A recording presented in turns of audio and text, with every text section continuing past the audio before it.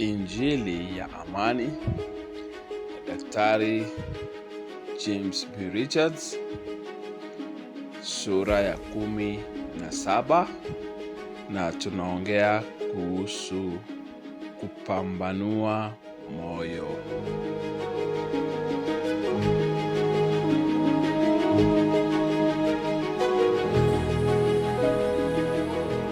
Kwa moyo ni sehemu muhimu sana ya nafsi yetu. Yatufaa kujua zaidi kuhusu moyo kuliko linginelo. Hata hivyo, tu watu wasio na ufahamu. Hiyo ndiyo sababu ya kushusha uhusiano wetu na Mungu kuwa kwenye msingi wa sheria na masharti. Sheria haimruhusu mtu kufahamu moyo wake. Mtu anaweza kufanya kila kitu kwa usahihi, lakini kwa sababu zisizo sahihi. Kwa mfano, watu wawili waweza kutenda tendo sawa. Mmoja aweza kuwa mwaminifu na wazi, hali mwingine ni mdanganyifu na mwenye hila. Kwa nje, wote waonekana kuwa wametenda tendo sawia, ila ndani ya kila mmoja kuna matilaba tofauti. Katika Biblia, hakuna sehemu itupayo haki ya kuhukumu moyo au matilaba ya mwingine. Mara nyingi huwasikia watu wakisema, jameni, ana roho nzuri, na mara kwa mara hutaka kuuliza, je, umejua hilo aje? Ni nani aliyekupatia haki na mamlaka ya kuhukumu? Hukumu ni ya Bwana. Sisi wenyewe hatuwezi kuhukumu mioyo yetu kwa usawa. Kwa hivyo, haiwezekani kuhukumu moyo wa mwingine. Biblia yasema kuwa neno la Mungu litapambanua, kuhukumu na kupepeta mioyo yetu. Neno la Mungu ndilo kioo nitumiacho kuelewa moyo wangu. Nikiangalia katika neno na kulitenda kwa upendo jinsi nia au matilaba yangu yalivyo, matendo yangu yatafunuliwa kama nuru au giza. Kwa kutembea katika upendo kama inavyoelezewa katika neno la Mungu, naweka moyo wangu mbele ya uwepo wake Mungu na kuondoa hukumu yote. Katika miaka hivi karibuni, nimepata fursa ya kuwaokoa watu wanaotoka katika mazingira ya ushikiliaji wa sheria. Watu kama hao waliokuwa na mchungaji aliyeelezea kwa hukumu na kuwatia katika hatia, mara waachapo kuingia katika kanisa kama hilo huanguka. Wao hufikiria kiwango cha kutotaka kuomba, kutoa zaka, kutoenda kanisani au lolote kama hilo. Wengi wanaangalia kusema, tazama ujumbe huu wa uhuru yasaidia watu kuendeleza dhambi. Ila ni kinyume kabisa. Rehema, kweli na nuru ya Mungu haiwezi kuendeleza dhambi, bali yaiweka wazi. Yashtua kwamba watu hawa walipokosa mtu wa kuwahukumu na kuwaitia hatiani, waliacha kutumikia Mungu. Mara hofu ilipoondolewa, walitambua kwamba hawana uhusiano wa upendo na Mungu. Watu wengi katika maisha yao huishi kwa kufanya matendo mengi wasioelewa kwa nini hawana uhalisi wa ushindi wa ndani ya maisha yao kwa Mungu. Ni wazi kwamba watu hawa hawakuwa katika uhusiano wa upendo na Yesu. uhusiano ambao yeye na Bwana wamefikia na kufanya maskani yao ndani yao na kujidhihirisha kwao. Wao waishi chini ya sheria na wajua machache sana kuhusu wema wa Mungu. Wengi wa watu hawa, toba yao si halisi iletayo mabadiliko ya nia na moyo.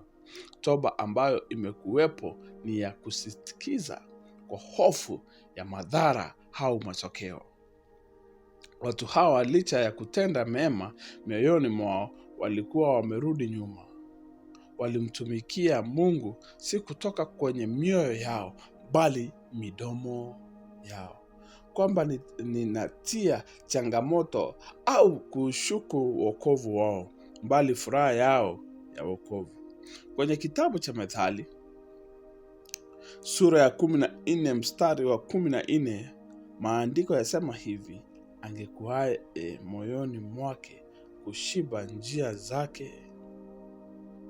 Hali ya moyo wako itajaliza moyo wako kwa vitu vyema au vibovu. Wow. Wote waweza kuonekana kuwa wema nje, lakini ni nini kilichooko ndani? Kila mtu amjuaye mwenye ufahamu na kuelewa ujumbe huu ukumbwa na mabadiliko makubwa sana katika mtu wa ndani. Nilikaa siku moja nikizungumza na mtu aliyetoka katika msingi uliositizwa mno utendaji wa matendo kwa miaka kadhaa. Alikuwa katika kilele cha matendo kulingana na ushirika uliokuwemo. Alikuwa kati ya vijana waliokuwa wakinuka na kupanda ngazi katika kanisa lililokuwa na watu wengi. Alipokuwa ameketi nami, aliniambia hili alifanyi kazi. Tangu nianze kusikia ujumbe huu, sijajitolea kama nipasavyo. Siombi sana. Sisomi Biblia yangu kama awali. Siwashuhudii watu kama awali. Jibu langu la rahisi kwake lilikuwa hili: yaonekana ujumbe wafanya kazi ndani yako. Je, yawezekana vipi? Akauliza. Nikasema, katika mengi uliyotenda kwa miaka hiyo yote, je, ni yapi uliyotenda kwa kuwa wampenda Mungu au wampenda watu? Au katika mengi uliyotenda, ni yapi uliyoyafanya kwa lengo la kuwa mfanyikazi katika kanisa? Alijibu na kusema, nilitaka usimamizi wa kanisa unitambue. Naamini kwamba watu wahitaji kuishi maisha yenye mazao. Napendelea watu kufanya hili kwa upendo. Nimewaona watu kama kijana huyu wakipitia mabadiliko magumu kama haya. Waona wakikazana na kushindania kurudi katika uhusiano halisi na Mungu. Huwa vigumu kupata uhalisi na uhusiano baada ya miaka mingi ya kutenda matendo tu na unafiki. Lakini watu hawa huanza kuzaa matunda. Waona wakiingia katika furaha na amani ipitayo chochote walichojua hapo awali. Glory to God. Upendo wadai kulazimu nia na matilaba sahihi. Upendo haufanyi kazi kwa kushurutisha na sheria. Injili ya amani yahitaji moyo ulio sawa. Hakikishiwa hili kwamba ujumbe huu utaleta vurumai, hasa kwa mtu ambaye moyo wake hauko sawa mbele za Bwana. Iwapo ujumbe huu utakufanya uwe na nia isiyojali kasha uishi kinyume na maadili ya kiungu, basi una tatizo katika moyo wako. Iwapo utachukulia hivi rehema na msamaha wake Mungu, basi una tatizo katika moyo wako. Tatizo si ujumbe. Kumbuka hili: njia ya Bwana ni kimbilio lake mtu mkamilifu, bali kutaraji kwao wasio haki kutapotea. Moyo ni kiti cha hisia na mapenzi yetu. Hisia zaweza kutoka kwenye vyanzo tofauti. Zaweza kuchangamshwa kutoka kwenye roho au mwili. Hisia zaweza kuwa danganyifu sana. Watu wengine huishi kwa ajili ya nafsi zao, na hivyo kujidanganya na kuamini kwamba wana msimamo sawa mbele zake Mungu. Kwa hivyo hisia si ishara kamili ya hali ya moyo. Yohana wa kwanza sura ya 13 mstari wa 18 mpaka 21. Pekee kujua tutembea katika kweli na kupenda katika neno la matendo. Kutembea katika upendo utuliza mioyo yetu inapotuhukumu. Matendo hayawezi kunifanya kuwa radhi na Mungu, lakini matunda yatokanayo na uhusiano kati yangu na Mungu huhakikisha moyo wangu hufanyika kuwa kioo ya mtu wangu. Moyo wangu unapokosa kunihukumu hunifanya kuwa na ujasiri, nami napokea lolote niambalo. Ujasiri ni sehemu muhimu sana ya imani. Ni lazima kwanza niwe na ujasiri wenye matarajio kwa Mungu. Pia ni lazima niwe na ujasiri kuhusu msimamo wangu mbele za Mungu.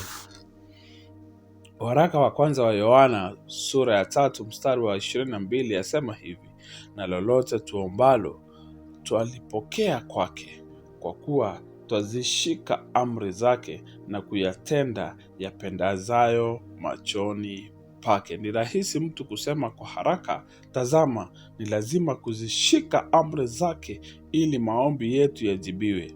Badala yake, kushika amri za Mungu hufanya mioyo yetu kuwa na hakikisho. Aya ama mstari wa 23 yasema hivi: na hii ndiyo amri yake, kwamba tuliamini jina la mwana wake Yesu Kristo na kupendana sisi kwa sisi kama alivyotupa amri. Kuamini Yesu na kuenda katika upendo yatimiza amri zake Bwana. Kwa hivyo jinsi niishivyo kulingana na niaminiacho kumhusu Bwana Yesu na kutembea katika upendo ufunua hali ya moyo wangu.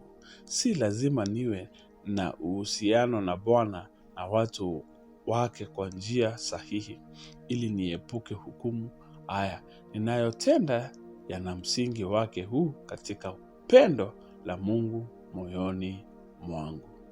Tisho la hukumu linapoondolewa, fursa huwepo la kuona jinsi moyo ya mwanadamu ulivyo katika uhalisi wake. Iwapo twasikia ujumbe huu na upendo na amani, kisha uone au ujihisi kwamba una leseni ya kutenda dhambi, basi moyo wako umefunuliwa.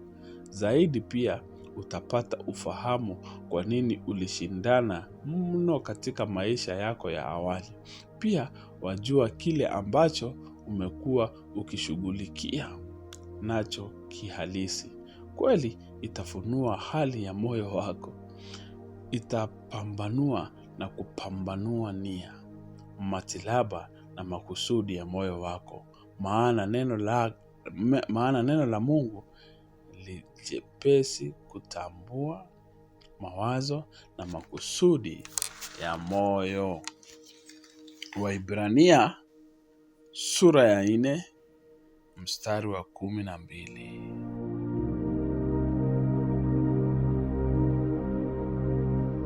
Injili ya Amani na Daktari James B. Richards, sura ya 18, chapter 18, na tunaongea kuhusu kuweka moyo wazi.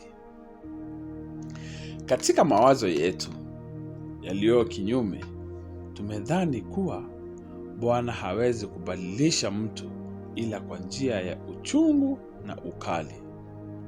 Ashukuriwe Mungu kwamba si ndivyo ilivyo.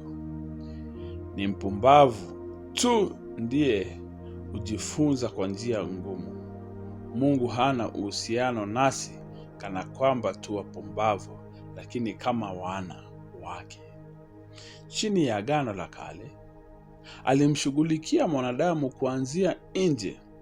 Alitumia hali ngumu kuwasawishi watu kuelekea katika njia iliyokuwa sahihi.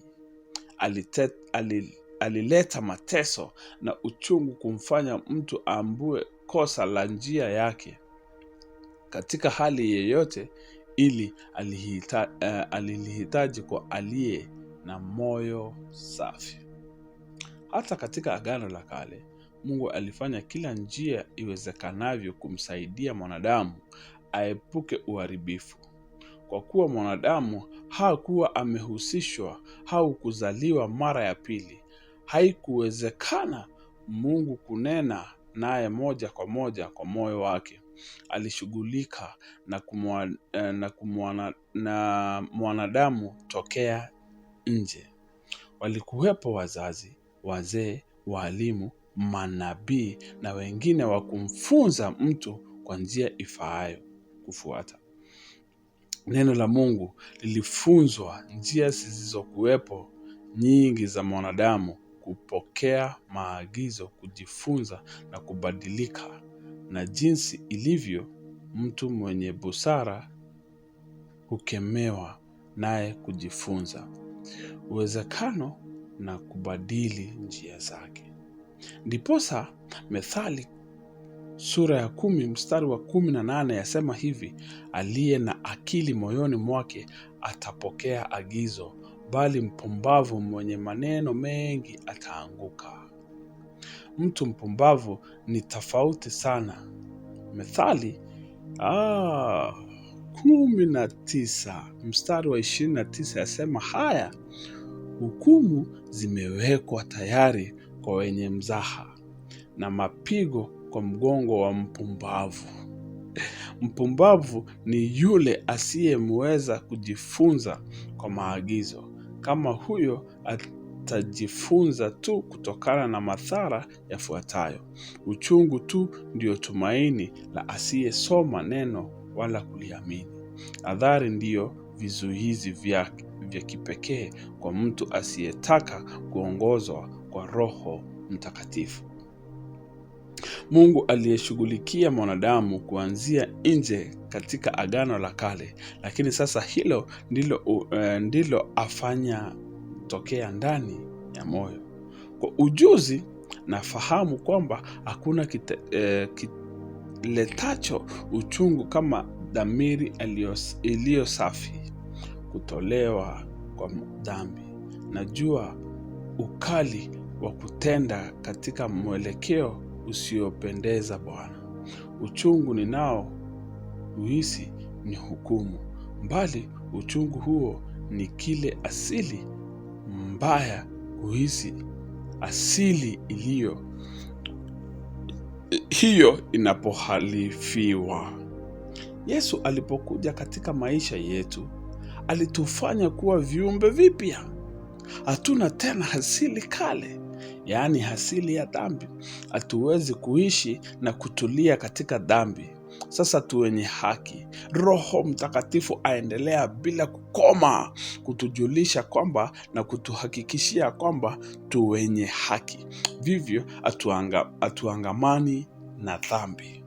Pamoja na uchungu kwa dhamiri zetu, dhambi huleta uchungu katika maisha yetu itokeayo kwenye machimbuko kadhaa wa kadha. Kuu katika sehemu ambayo dhambi huleta uchungu na ugumu mwingi ni katika uhusiano tulizo nazo.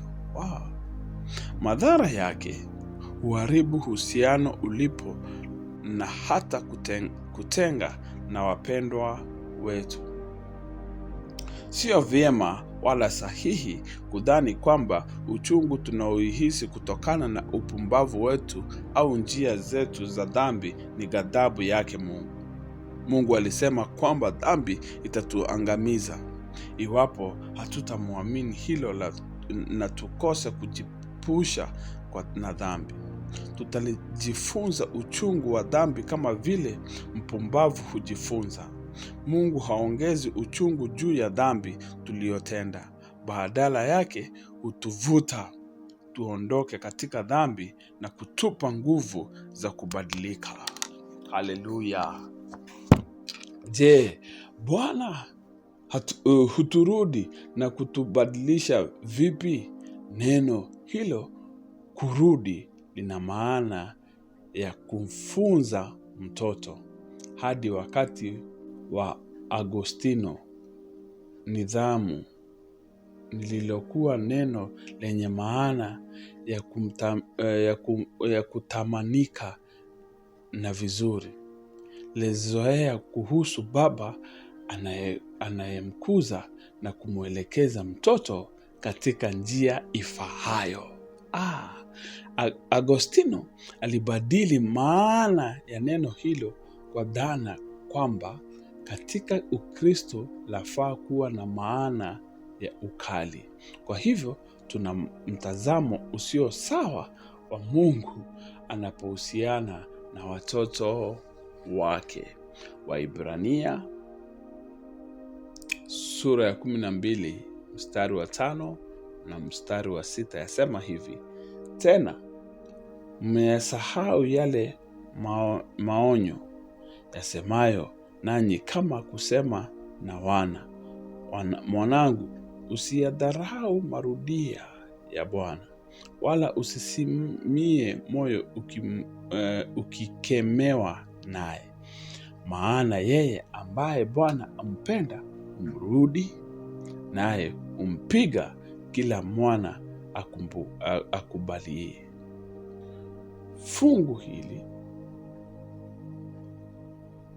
Fungu hili la maandiko limenukuliwa kutoka kwenye Methali sura ya 3 mstari wa 12 inayosema hivi: kwa kuwa Bwana ampendaye humrudi, kama vile baba mwanawe ampendezaye. Haisemi kwamba Bwana hampendi kama vile baba anayemchukia mwanawe. Hurudi kama vile baba mwanawe ampendezaye. Mungu hapendezwa nawe kwa kuwa ukatika Kristo, wala si kwa ajili ya matendo yako. Thank you Jesus. Kwa kuwa tu katika Kristo tuna wito mkuu wa kubadilishiwa tuwe katika mfano wake Yesu Kristo. Warumi mstari wa 8, sura ya 8 mstari wa 29. Haya ndiyo mapenzi ya Mungu kwa ajili yetu, na huu ndio wito wetu mkuu. Mungu ataka kutufanya tuwe tu kama Yesu. Ili kukamilisha hili, Mungu ashughulikia mioyo yetu. Mabadiliko ni kazi ya neema katika mioyo yetu. Methali sura ya 17 mstari wa 3 yasema hivi: karibuni kwa fedha na tanuru kwa dhahabu, bali Bwana huijaribu mioyo ili kuifanya dhambi au fedha kuwa safi. Na dhahabu na fedha kuwa safi ni lazima kuziweka katika kalibuni na tanuru. Joto lililoko hufanya uchafu kutengana na vyuma hivyo vya udhamani, na kwa njia hiyo vyuma hivyo hutoka kama hazina.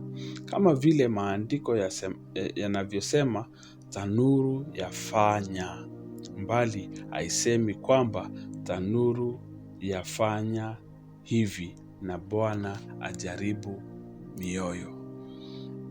Iwapo kiunganishi na kingelitumika, ingelikuwa na maana kwamba Mungu hufanya mioyo hiyo hivyo, yaani kama tanuru na kalibuni. Badala yake kuna hilo neno mbali. Ijapokuwa fedha na dhahabu zasafishwa kwa tanuru, Bwana ndiye aweza kujaribu mioyo na kuifanya safi. Neno hilo kujaribu lina maana kuleta mbele. Alright. Kila afanyacho Mungu ndani yako hakiji kama vile kwa tanuru yatoka moyoni. Mungu husafisha mioyo yetu kwa kuileta mbele. Iwapo Mungu aweza kufanya mioyo yetu kuwa safi, basi maisha yetu pia yaweza kuwa safi. Wow.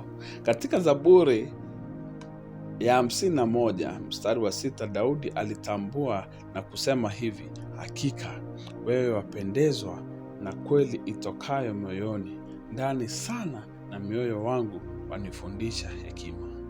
Baada ya kisa chake na Bathsheba, Daudi alitambua kuwa Mungu hupendezwa zaidi ya matendo mema tu, yeye hupendezwa na kweli itokayo moyoni. Mabadiliko yatokayo moyoni hudumu, utawala kila tendo tutendalo. Huwa asili ya pili. Ni rahisi sana kutembea kulingana na uaminilo. Mabadiliko ya nje si jambo kuu sana, isipokuwa kufanya karabati tabia hapa na pale. Mabadiliko kama hayo hudumu tu muda tufanyapo juhudi. Nia yake haiwezi kuaminika. Mungu ataka mioyo yetu ibadilike. Hakikishiwa hili kwamba tutendapo dhambi na kuteseka kutokana na sheria hiyo ya kupanda na kuvuna, basi hujifunza kama vile wapumbavu hujifunza. Lazima nisema kwamba japokuwa ni ngumu, ni vyema kujifunza kama mpumbavu kuliko kujifunza hata kidogo. Mara nyingi nimewaona wanangu wakielekea mambo magumu. Kwa kawaida huwaonya na kutoa maoni ya kile wanachostahili kufanya ili kuepuka shida hiyo mbele yao. Iwapo ni wenye busara, watashika shauri langu. Iwapo ni wapumbavu, basi wao huenda katika njia waliochagua kwa vyovyote vile. Biblia yasema hivi: mtu mwenye busara huona hatari na kukimbia, bali mjinga huendelea mbele kama kipofu na kuteswa nayo. Mimi siwezi kuwaruhusu wanangu kuteswa. Kwa hivyo sifuati sheria hii katika hali nijuayo kwamba ni hatari kwa maisha yao. Lakini iwezekanapo wakataapo kusikiliza shauri langu, basi huwaacha waenende katika chaguo lao mbaya. Wanapoanza kuteswa kwa sababu ya chaguo lao, huwa ni rahisi sana kufundishwa. Ningeliwafanya wafanye hilo lililo sawa kwanza, lakini hawakutaka. Hawakukuwa wamekomaa. Ningelipata matokeo nitakayo kwa nje, lakini nitakalo ni wao kubadilishwa kutokea ndani. Vivyo hivyo, tunapotanga kwaweza kuwa wakati wa kujifunza. Mungu anaweza kufanya kazi ndani mwetu katika hali yoyote, na aweza, ila hakikishiwa hili kwamba hakuleta matatizo tunayopitia. Shauku lake ni kwamba tuwe na moyo wa kufunzwa na kubadilishwa kwa njia ya ushirika naye. Yohana sura ya 15 mstari wa 1 na wa 2 yasema hivi: kila tawi ndani yangu lisilozaa huondoa, na kila tawi lizaalo ulisafisha, ili lizaidi kuzaa. Nimesikia mahubiri ya kuogofya ninenayo kuhusu Mungu akitoa makasi yake makubwa na kuyakata maisha yetu. Lililo bovu zaidi ni kwamba mimi mwenyewe nimehubiri kwa jinsi hiyo. Kwenye aya na 3 ya sura hiyo tu, Yesu aendelea akisema, nyinyi mmekwisha kuwa safi kwa sababu ya kile neno linawaambia. Neno hilo basi safisha lina maana hiyo hiyo. Yesu hakuwasafisha wafuasi wake kwa kuwaletea shida na matatizo. La, alifanya hivyo kwa njia ya neno lake alilowaambia. Vivyo utakasa, usafisha, hurudisha na kuleta mioyo yetu mbele kwa neno lake. Mfano wa mpanzi kwenye sura ya 4 ya Injili ya Marko yatuambia kwamba kusudi la mateso na maudhi ni kuliiba lile neno. Mateso hayatufanyi kukua. Kulitenda neno, kutembea na Bwana na kupinga majaribu ndiyo njia ya kufanya kuwa katika mateso na kuudhiwa. Watoto wangu wanapodharau shauri langu, mimi siwakani.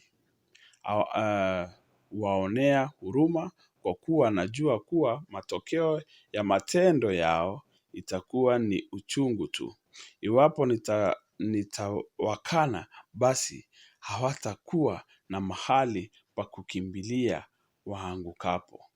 Nikiwapenda na kuwakubali na kujaribu kuwasaidia, watakuwa na ujasiri na uhuru wa kurudi kwangu mara watatambuapo kosa la uamuzi wao. Biblia yasema twafaa kukaribia kiti cha neema wakati wa mahitaji. Wakati wangu wa mahitaji ni wakati ambao nimeshindwa au nimeanguka katika dhambi. Ikiwa naamini kwamba nimekataliwa na Mungu, sitakuwa na utayari wala ujasiri wa kumsongea wakati wangu wa hitaji. Hata kama nitamwendea, sitajihisi kuwa huru kupokea msamaha na urejesho. Biblia yasema twafaa kukaribia kiti cha neema wakati wa mahitaji. Neema ni ushawishi wa kiungu ufanyao kazi katika moyo wa mtu, kumfanya atende mapenzi ya Mungu. Siji au kusongelea kiti cha neema ili nipate kichapo, na songelea kiti cha neema ili nipate rehema na neema ya kunisaidia. Katika mazingira ya amani, upendo na kukabilika, Mungu hufanya kazi katika moyo wangu. Ndani ya moyo wangu hunibadilisha na kunifanya nishinde hivyo vitu vinavyoniweka katika hali ya mahitaji. Waibrania sura ya 4 mstari wa 6 yasema kuwa Mungu atakaa kunisaidia wakati wangu wa mahitaji. Huenda ni wakati wetu kuchunguza upya maoni na mtazamo wetu kumhusu Mungu. Wakati ndio huu wa kumtafuta na kumpata huyo Mungu ambaye Yesu alimudhihirisha na kumuonyesha. Huenda ni wakati wetu kuruhusu upendo wake, rehema zake na neema kutusaidia kutoka kwenye shida zetu. Ni lazima kufanya kila juhudi kumruhusu Bwana afanye kazi katika mioyo yetu. ili kuleta mabadiliko halisi kutoka ndani. Amen.